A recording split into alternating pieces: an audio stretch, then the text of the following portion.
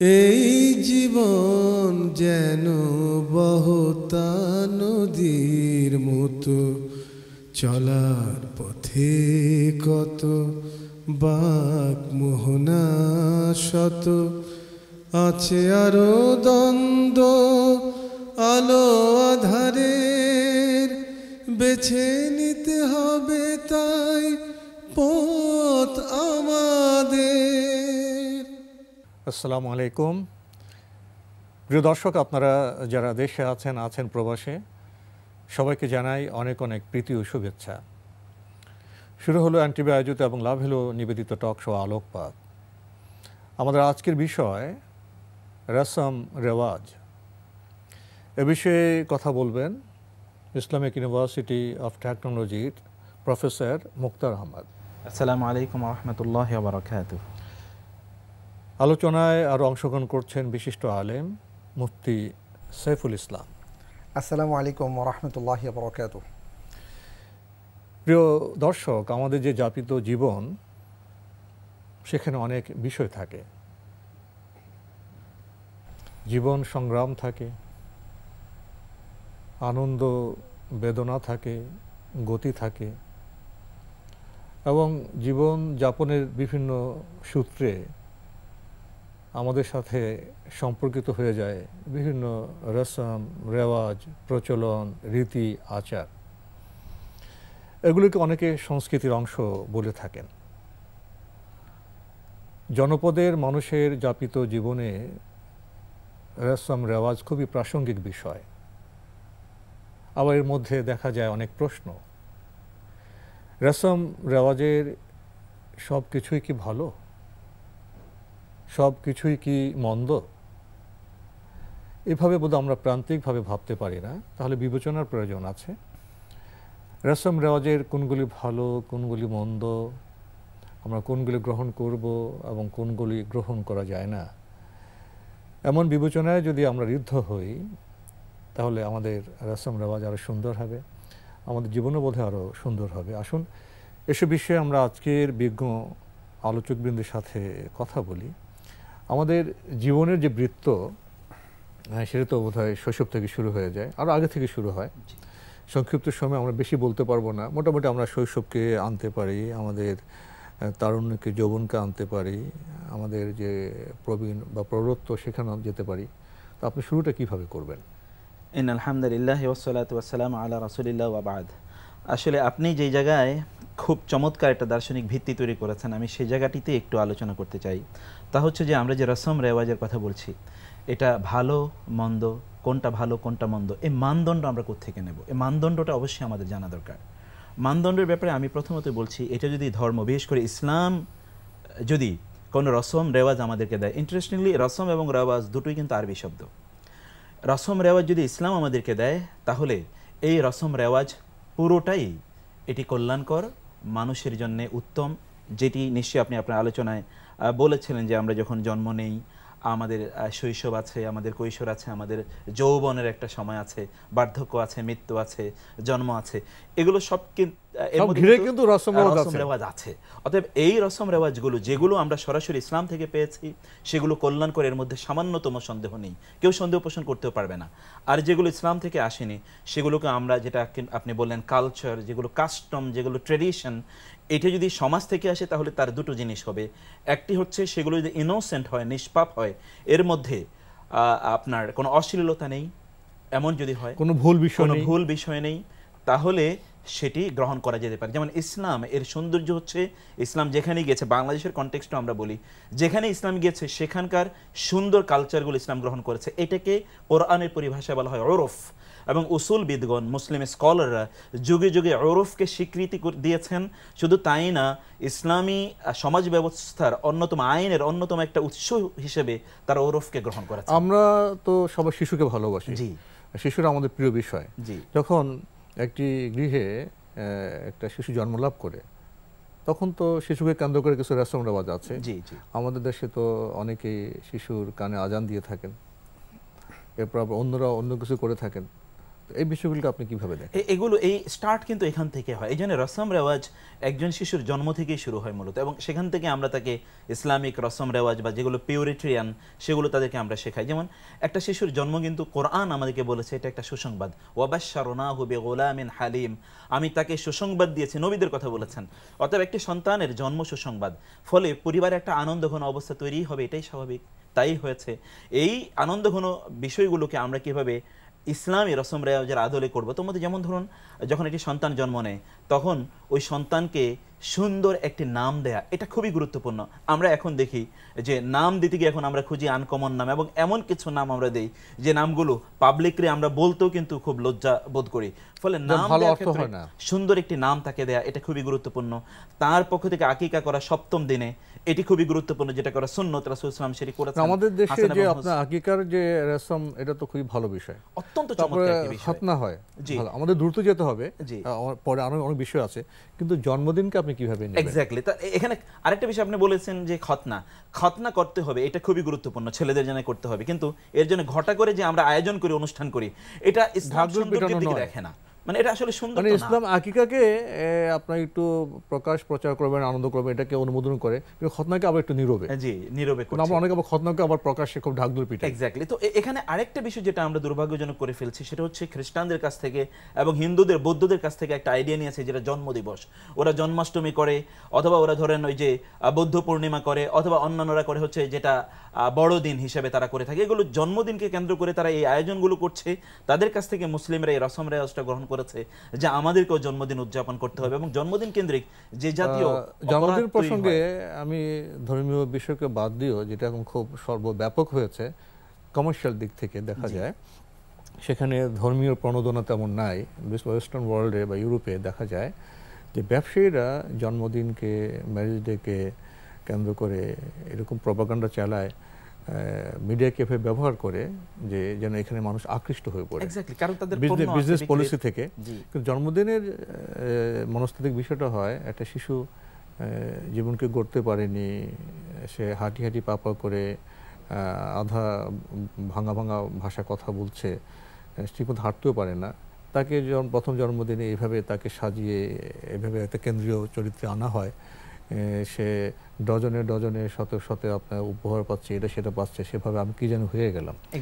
তারপরে তার মধ্যে যে একটা পাওয়ার আকাঙ্ক্ষা, সবাই আমাকে দেবে, সবাই আমাকে ভালো বলবে, সবাইকে আমাকে কেন্দ্র করে পরিভ্রমণ করবে, এই শুরুতে কি এই জন্মদিনের চেতনা মানুষের মধ্যে একটি ভুল চিন্তা, ভুল একটি বিষয় কি একটা ঢুকে দেয়, যেটা আপনি একেবারেই রাইটলি আপনি পয়েন্ট আউট করেছেন, যে ওর মধ্যে একটা ম্যাটেরিয়ালিস্টিক চিন্তা ভাবনা, একটা বস্তু বা স্বল্পে তুষ্টি নেই, স্বল্পে তুষ্টি নেই। এই জন্য আমরা যেটা বলে থাকি, আত্মপ্রীতির ভাব জাগে। আমরা যেটা বলি যে আপনি আপনার সন্তানকে কোনো পণ্যের, কোনো জিনিসের দাম তাকে না বুঝিয়ে বরং তার মূল্য বুঝান, মানে তার যে ভ্যালুটা কি। এই বাচ্চারা কিন্তু এখন ভ্যালু বুঝছে না, সে প্রাইস বুঝছে। এই জন্য সে দেখে কত দামি উপহার আমাকে দিল, গত আমি জন্মদিবসে কি দামি উপহার পেলাম, এবারে জন্মদিবসে কি দামি উপহার পাচ্ছি, তারপরের দিবসে আমি কি পাবো, এরকম তার মধ্যে একটা কম্পিটিশন তৈরি হয়, তার মধ্যে মনস্তাত্ত্বিক একটা প্রতিযোগিতা তৈরি হয়, আরও বেশি পাওয়ার একটা আকাঙ্ক্ষা তৈরি হয়। এর মাধ্যমে তার কিন্তু অন্তরাত্মা, যেটা তার যে স্পিরিচুয়ালিটি, এগুলো কলুষিত হয়ে তখন সে একজন সর্বৈব জন্মদিনকে কেন্দ্র করে কি শিশুদের মধ্যে একটি ভুল প্রতিযোগিতা হচ্ছে না? আমার জন্মদিন এত বড় হয়েছে, এত লোক এসছে, আমার জন্মদিনে এত উপহার হয়েছে, আমরা এত গিফট দিয়েছি, তোমার জন্মদিনে কি হয়েছে? এই যে একটি শিশু অবস্থায় সে যখন কিছু অর্জনই করতে পারলো না, শিক্ষা সম্পদ কিছুই নয়, সেখান থেকে তার মধ্যে একটি ভুল প্রবণতা, ভুল প্রতিযোগিতা এবং একটা যে পার্থক্য, আপনার ছোট মনে করা, নিজকে অনেক বড় মনে করা, যে আমি অনেক পেয়েছি তুমি কম পেয়েছো, এই বিষয়গুলো কিন্তু তৈরি হয়। জন্মদিন তো আমাদের এই যে প্রিয় জন্মভূমি, এই যে জনপদ, এখান থেকে উৎসাহিত নয়। জন্মভূমিটা একটা অভিঘাত, বাড়ি থেকে আসা বিষয়, এটা তো কালচারাল অ্যাগ্রেশন, এটা আগ্রাসন সংস্কৃতি। এই যেভাবে আমরা এখন এইটা আমরা কেন গ্রহণ, এখানে আমরা যেভাবে গ্রহণ করলাম, দেখা সমাজে উচ্চ পর্যায় থেকে শুরু করে নিম্ন পর্যায়, নিম্ন মধ্যবিত্ত সবাই গ্রহণ করেছি। এখানে অন্ধ তাকলিদ বা অন্ধ অনুসরণের বিষয় হয়ে গেল না।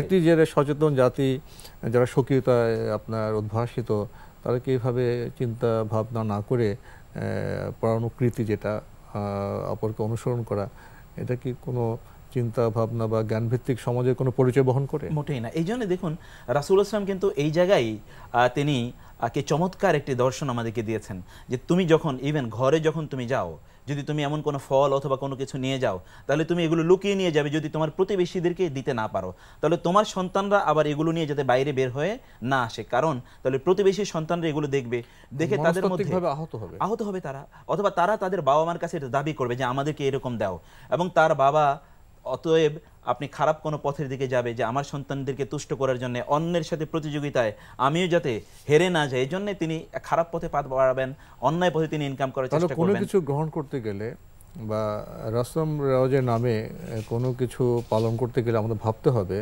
এটা আমার শিশুর জন্য, আমার পরিবারের জন্য, আমার সমাজের জন্য এটা কি উপকারী না অপকারী। এক্ষেত্রে বোধহয় আমাদের সচেতন হওয়া দরকার। প্রিয় দর্শক, আমরা এতক্ষণ দেখছিলাম এনটিভি আয়োজিত এবং লাভেলো নিবেদিত টক শো আলোকপাত। আমাদের আজকের বিষয় রসম রেওয়াজ। বেছে নিতে হবে তাই পথ আমাদের। আমরা শিশুকাল নিয়ে ব্যস্ত ছিলাম। শিশুকাল পরে তো আপনার কৈশোর আসবে, তারুণ্য আসবে এবং মধ্য গগনে এসে আমরা যৌবনদীপ্ত হব, তখন বিয়ে চলে আসে। বিয়েকে কেন্দ্র করে তো আমাদের সমাজে অনেক রসম রেওয়াজ। বর্তমানে তো আমরা দেখি যে ফিল্মের বা শোবিজ যে জগৎ, তাকে অনুসরণ করা হচ্ছে। বিয়েতে কনের সাজসজ্জা, পার্লারে যাওয়া হচ্ছে, গায়ে হলুদ, গাজল সন্ধ্যা, মেহেদি সন্ধ্যা ইত্যাদি। তো এই বিয়ের ক্ষেত্রে যে রসম রেওয়াজগুলো আগে একরকম ছিল, এখন নতুন নতুন সংযোগ হচ্ছে, এসব বিষয়কে আপনি কিভাবে বিবেচনা করবেন? মূল বিষয়টা হচ্ছে যে আমরা আসলে এখন অভাবগ্রস্ত।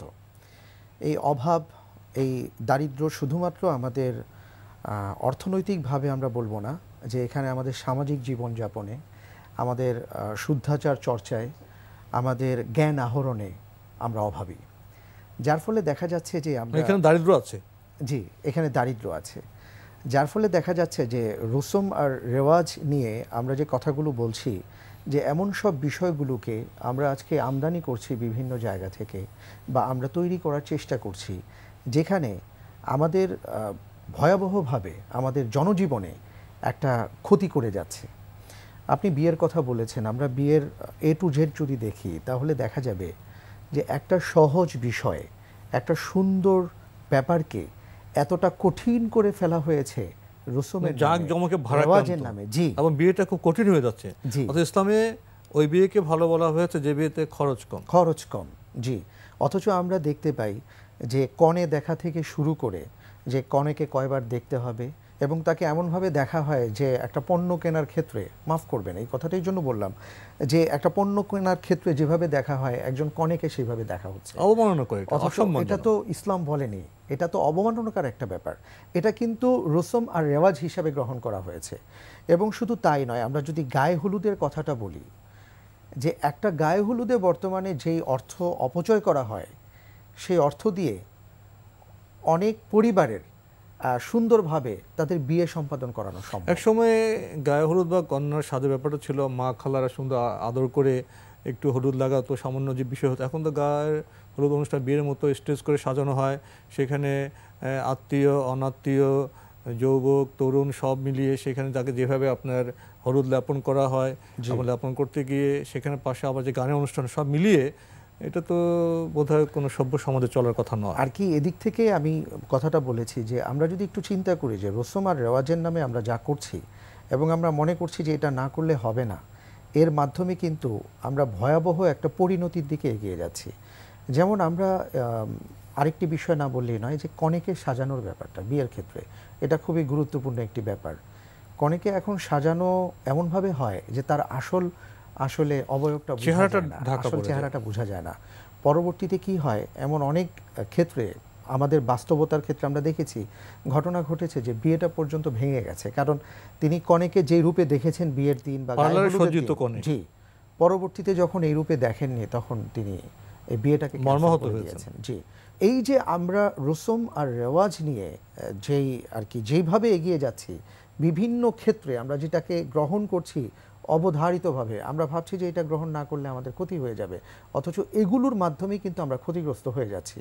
তারপরে আপনার বিয়ের পরে যেটা হচ্ছে, বিয়ের মধ্যে তো আরেকটা ব্যাপার আছে, মহারানার যে ব্যাপারটি, না বললেই নয়।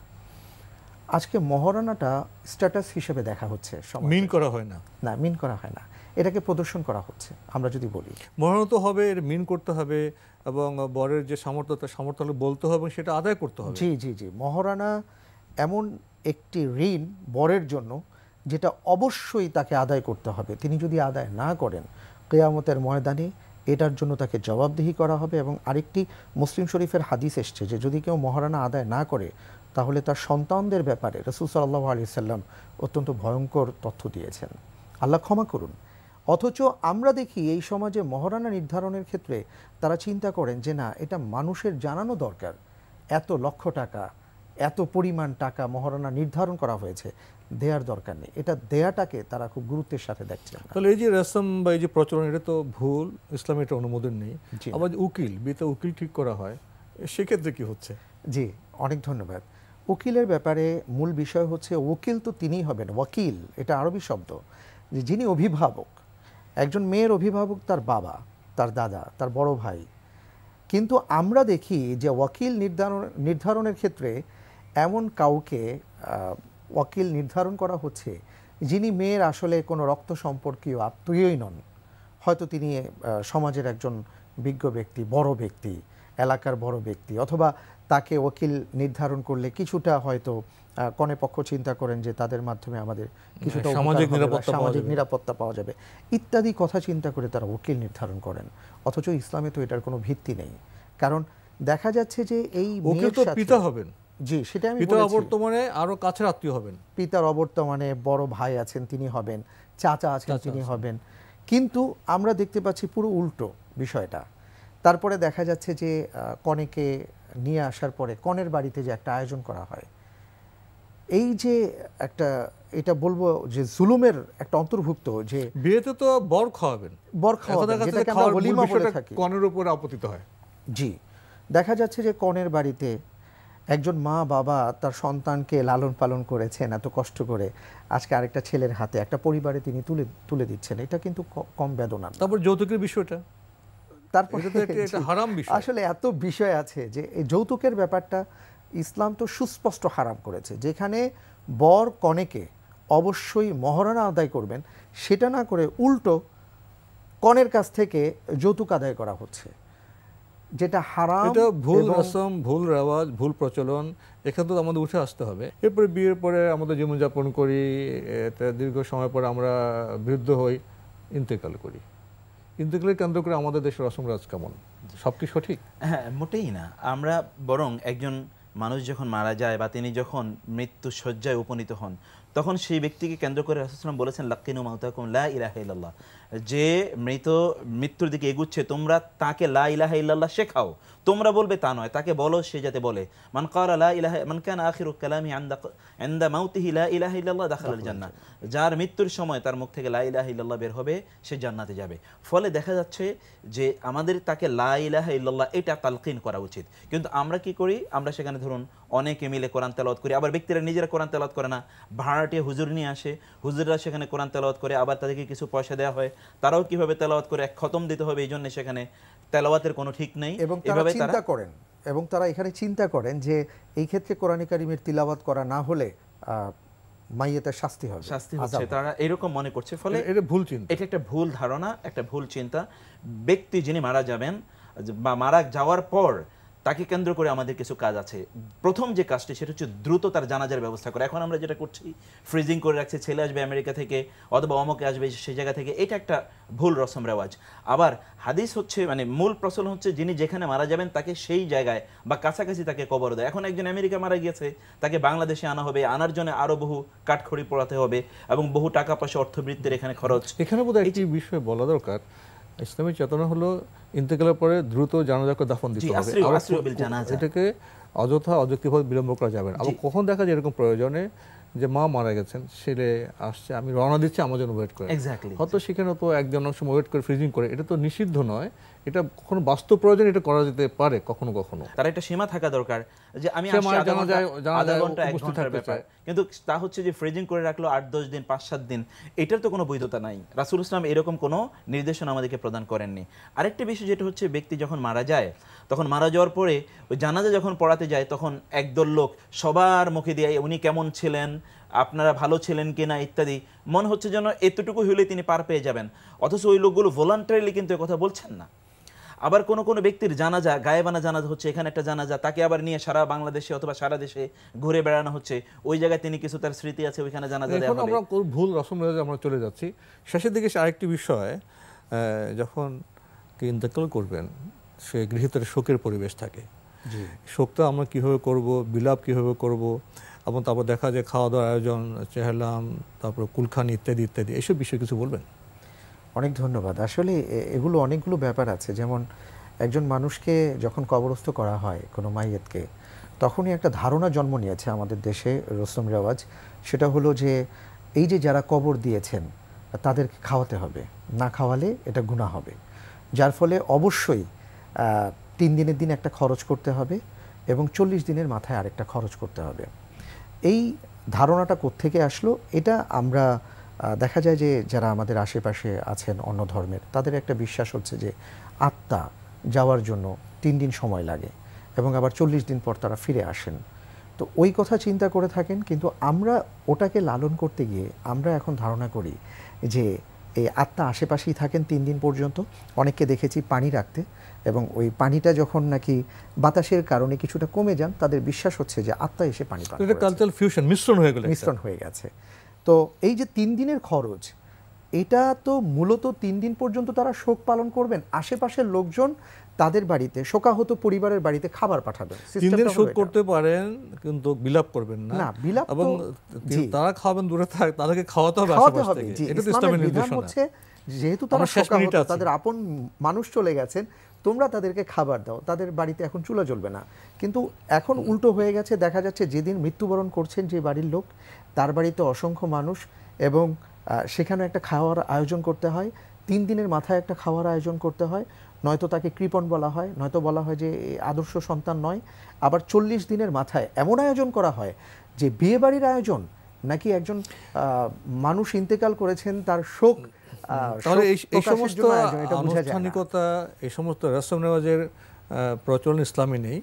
হ্যাঁ, কোনো এক সময় যদি আপনার যে বাড়িতে মুরব্বী ইন্তেকাল করেছেন তার সন্তানরা দোয়া করতে চান, গরিবকে খাওয়াতে চান, আত্মীয়স্বজন খাওয়াতে চান, সেটা কোনো আনুষ্ঠানিকতা নয়, সেটা যে কোনো দিন তারা করতে পারেন। এ বিষয়ে আসলে আপনাদের অনেক কথা ছিল, কিন্তু সময় আমাদের সেই অনুমতি দিচ্ছে না, এখানে শেষ করতে হচ্ছে। মুফতি সাইফুল ইসলাম, আপনি কষ্ট করে আমাদের স্টুডিওতে এসেছেন, সময় দিয়েছেন, সেজন্য আপনাকে অনেক ধন্যবাদ। আপনাকেও ধন্যবাদ। প্রফেসর মুক্তার আহমদ, আপনিও কষ্ট করে আমাদের স্টুডিওতে এসেছেন, সময় দিয়েছেন, সেজন্য আপনাকে অনেক ধন্যবাদ। প্রিয় দর্শক, আমাদের আজকের বিষয় ছিল রসম রেওয়াজ।